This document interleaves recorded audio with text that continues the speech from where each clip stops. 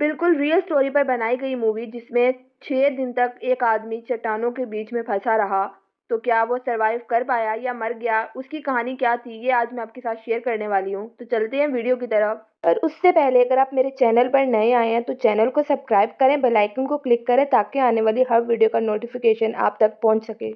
Hello friends, तो ये कहानी है एक लड़के की जिसका नाम है एरन। एक दिन आयरन की हाइकिंग के लिए एक जगह पर जाता है और वो जगह पूरी तरह से वीरान होती है। वहां दूर दूर तक कोई भी नहीं है। आयरन हाइकिंग कर रहा होता है तभी उसको दो लड़कियां मिलती हैं। असल में ये लड़कियां अपना रास्ता भूल चुकी थी। तब एरन उनसे पूछता है कि क्या मैं आपकी कोई हेल्प कर सकता हूँ। ये कहकर फौरन से उन लड़कियों के पास जाता है। एरन यहाँ पर उनकी हेल्प करते हुए उन्हें सही रास्ता बताता है और फिर वो इन्हें गाइड करते हुए इन्हीं के साथ चल देता है। अब जब ये काफी आगे निकल जाते हैं तब एरन बोलता है, मैं एक और नए रास्ते को जानता हूँ और मैं गारंटी देता हूँ कि आपको उस सफर में बहुत मजा आएगा। और अब ये तीनों माउंटेन पास के जरिए आगे बढ़ना शुरू कर देते हैं और ये रास्ते काफी नैरो यानी तंग होते हैं। अब जब ये थोड़ा आगे बढ़ते हैं तो एरन वहां से जंप कर देता है। तभी ये देख के दोनों लड़कियां डर जाती हैं क्योंकि उन्हें ऐसा लग रहा था कि एरन गिर गया है। लेकिन तभी एरन नीचे से आवाज लगाता है। असल में वहां पर बहुत सारा पानी था। वो जगह एक पूल थी। अब एरन उन दोनों को भी नीचे कूदने का कहता है। फिर ये दोनों लड़कियां एक एक करके पानी में कूद जाती हैं और ऐसा करने में उन्हें बहुत मजा आता है। वो वहां पर काफी एंजॉय कर रहे होते हैं। अब वहां से निकलने के बाद आयरन को आगे हाइकिंग पर जाना होता है और उन दोनों लड़कियों को अपने घर जाना होता है। इसलिए ये यहाँ से अलग होने से पहले एक सेल्फी बनाते हैं। एरन पूछता है कि क्या हम कभी वापस से मिलेंगे। तो उनमें से एक लड़की बोलती है कि कल हमारे घर पार्टी है, तुम भी लाजमी आना। एरन उन दोनों को गुड बाय कहकर आगे निकल आता है और जब माउंटेन पास से जा रहा होता है तो वो बहुत ज्यादा खुश होता है। वो हाइकिंग को एंजॉय कर रहा होता है। पर यहाँ के माउंटेन्स बहुत तंग और खतरनाक होते हैं। जब एरन दो तंग पहाड़ों से नीचे उतरता है तो वहां पर एक बहुत बड़ा पत्थर होता है। जब एरन उस पत्थर का सहारा ले रहा होता है तभी वो पत्थर खिसक जाता है जिससे बेचारा एरन नीचे गिरने लगता है और वो पत्थर जिसका एरन ने सहारा लिया था वो भी उसके साथ गिरने लगता है। अब एरन का राइट हैंड उस पत्थर के नीचे आ जाता है जिसकी वजह से उसका हाथ फंस जाता है। अब एरन का हाथ उन दो पहाड़ों के बीच में पत्थर पे फंस जाता है। हालांकि एरन को गिरने की वजह से ज्यादा चोट नहीं लगी थी लेकिन उसका हाथ वहां पर फंस गया था। वो अपना हाथ वहां से निकालने की बहुत कोशिश करता है पर नाकाम ही रहता है। जब एरन को रियलाइज होता है कि उसका हाथ वहां से नहीं निकल सका इसलिए वो उन दोनों लड़कियों को चिल्ला चिल्ला कर पुकारता है।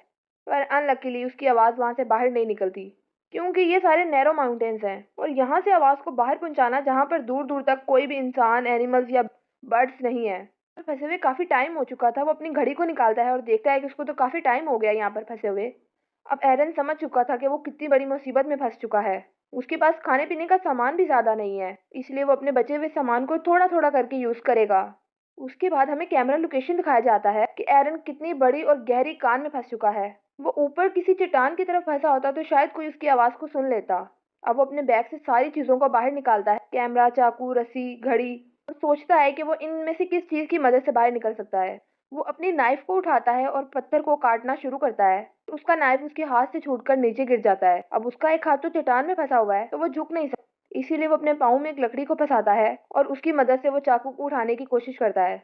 और बहुत सी मेहनत और कोशिश के बाद आखिरकार वो नाइफ को ऊपर ले आता है। अब रात भी हो चुकी थी लेकिन वो पत्थर एक इंच भी आगे पीछे नहीं हुआ। वो घड़ी में टाइम देखता है जिसमें 12 बज चुके हैं।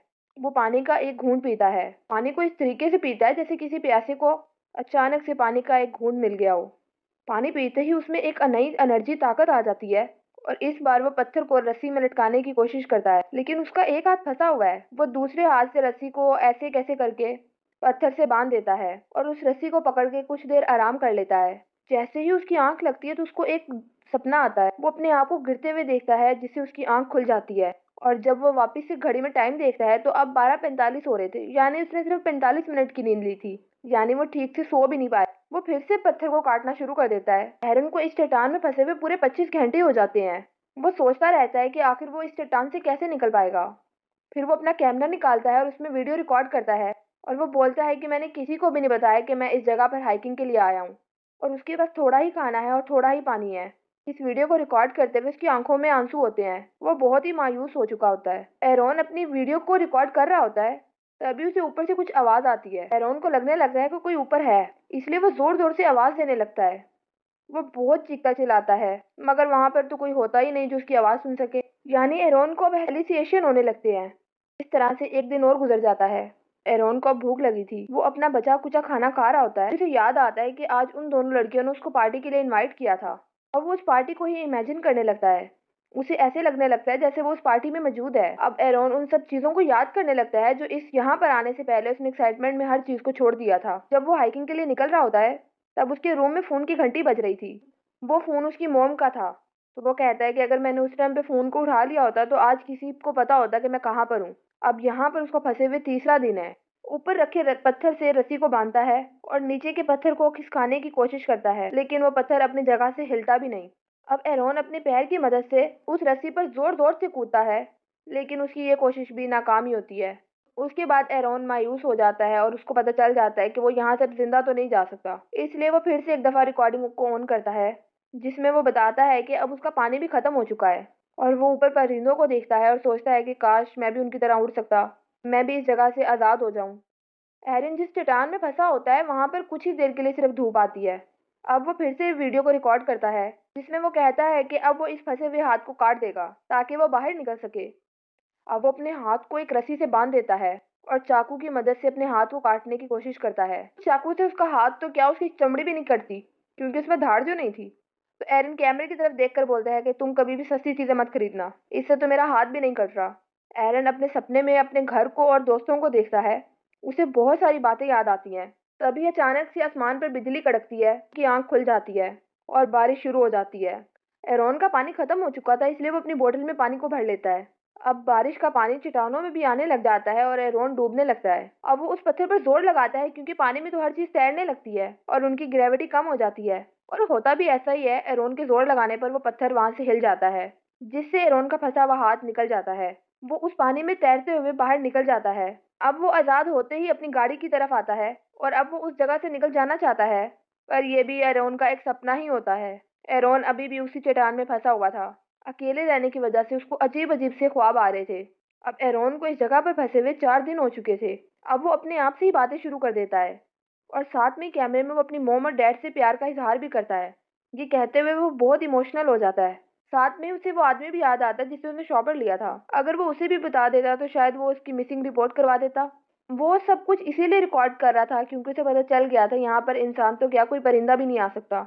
अब एरोन एक बार फिर से उस चाकू को अपने हाथ में ले लेता है, लेकिन वो इस बार उस चाकू की मदद से अपने हाथ को नहीं काटता, बल्कि उस चाकू को अपने हाथ में धंसा देता है और वो चाकू उसकी हड्डी से टच हो जाता है, जिसकी वजह से खून निकलना शुरू हो जाता है। लेकिन उसके आगे एरोन कुछ भी नहीं कर सकता। इसी तरह एक दिन और गुजर जाता है। अब एरोन बहुत कमजोर हो चुका है। अगर वो इस जगह से नहीं निकला तो जिंदगी भर नहीं निकल पाएगा। ये पत्थर शायद मेरा ही इंतजार कर रहा था। जब से मैं पैदा हुआ हूँ ये चट्टानें मेरा ही इंतजार कर रही हैं। शायद ये मेरा आखिरी सफर है। एरोन ये सब कुछ सोच रहा था। एरोन अपनी चट्टान पर अपनी डेट ऑफ बर्थ लिखता है। अगली सुबह जब उसको होश आता है तो उसे विजन आने लगते हैं, जिसमें वो एक बच्चे को देखता है जो उसका फ्यूचर सन होता है। और वो देखता है कि वो उस बच्चे के साथ खेल रहा है। ये देख के उसके अंदर एक नई उम्मीद पैदा हो जाती है। वो अपने फंसे हुए हाथ को उल्टी तरफ से पुश करता है, जिससे उसके हाथ की हड्डी टूट जाती है। जो चाकू उसके हाथ में था उससे उसने धार तो बना दी थी। अब वो धीरे धीरे अपने हाथ को काटना शुरू करता है। इस तरह वो अपने हाथ को उस पत्थर से अलग कर लेता है। आज उसको छठा दिन था। आज छठे दिन उसने अपने आप को उस पत्थर से आजाद कर लिया था। वहां से निकलने से पहले वो अपने हाथ की फोटो भी खींचता है जो अभी भी उस पत्थर में फंसा हुआ है। भूखा प्यासा होने की वजह से एरोन से सही से चला भी नहीं जा रहा था। उस जगह से निकलने के बाद एरोन देखता है बारिश का पानी जमा है। वो उसको पीना शुरू कर देता है और उसे आसमान पे उड़ता हुआ वो पंछी भी दिखाई देता है जो रोज उसको नीचे से दिखाई देता था।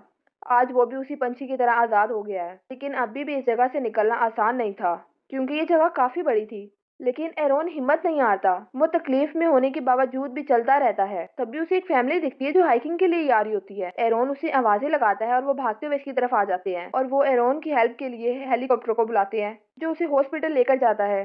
कुछ वक्त के बाद एरोन बिल्कुल ठीक हो जाता है और एरोन ने जो अपने बच्चे के लिए विजन देखे थे आगे चलकर वो सब सच साबित होते हैं।